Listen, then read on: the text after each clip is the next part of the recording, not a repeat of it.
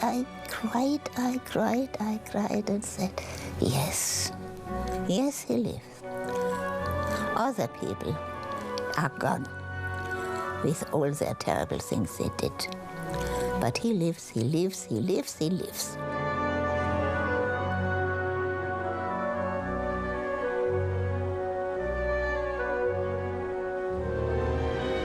These days, the conservatory Felix founded is flourishing again, and a new generation of musicians is rediscovering Mendelssohn. I was 5 years old. My parents took me to hear Pinkas Zukerman play the violin concerto at the Royal Festival Hall with the London Symphony Orchestra. And from the minute that he walked on stage, I was just captivated by the way he played, his presence, and of course his sound, and more importantly, the music. This amazing music, that E minor melody that hits you the first time.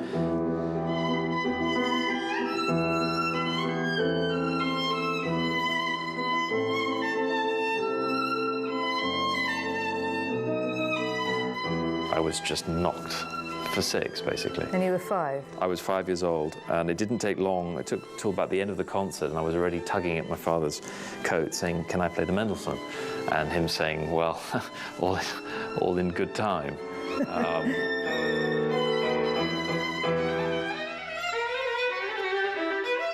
And I think to keep me quiet, they actually bought me an LP. I insisted that my parents put it on every single night. And I kind of went to sleep with it. And if I woke up sometimes, I'd get them to come back in and put it on again until I would fall asleep.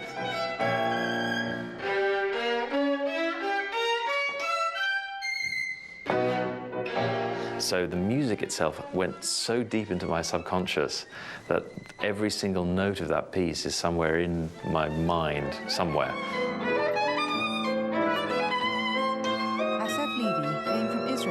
To study Mendelssohn at the Leipzig Conservatory.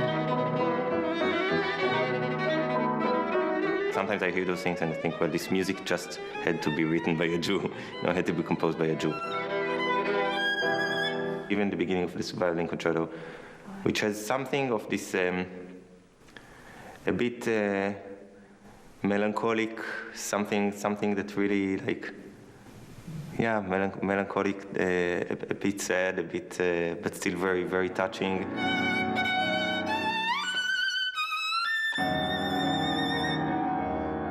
It feels very special to me, I must say. This concerto has something which is kind of simple, just to penetrate, and to touch the right, to press the right buttons and person's soul.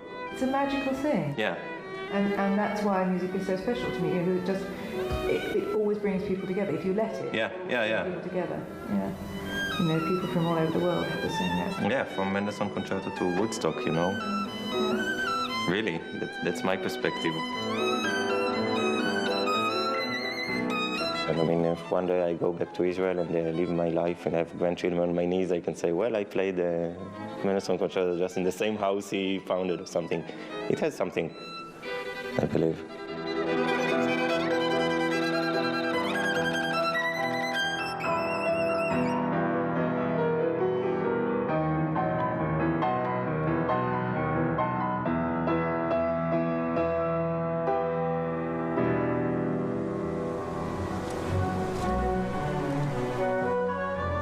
Sitting in Mendelssohn's study is an overwhelming experience for me. The words really can't express it. I hear music. As Mendelssohn said, music is far more precise than words. And I think I leave it to the music to say it all.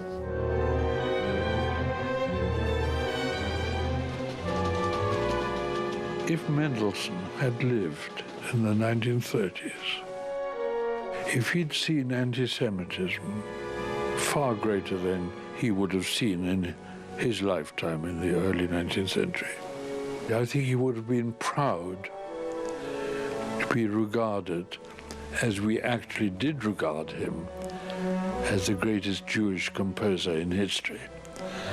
Everything about him seems to me sort of right and beautiful. His music is beautiful, and he's a beautiful man. The family is no longer under threat, and my dad has found his own universal language as a mathematician. But we still don't quite belong anywhere. At least I now know why. When I was about 21 and wanted to get married, I changed my name from Heimann with 2 N's to Heyman with 1 N. And I thought I would sink into the landscape and become a perfect English gentleman. Unfortunately, however, as soon as I open my mouth, somebody says, "And where do you come from?"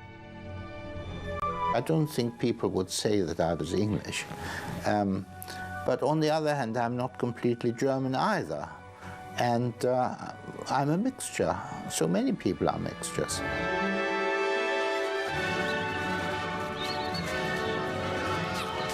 If we shadows have offended, think but this and all is mended, that you have but slumbered here, while these visions did appear.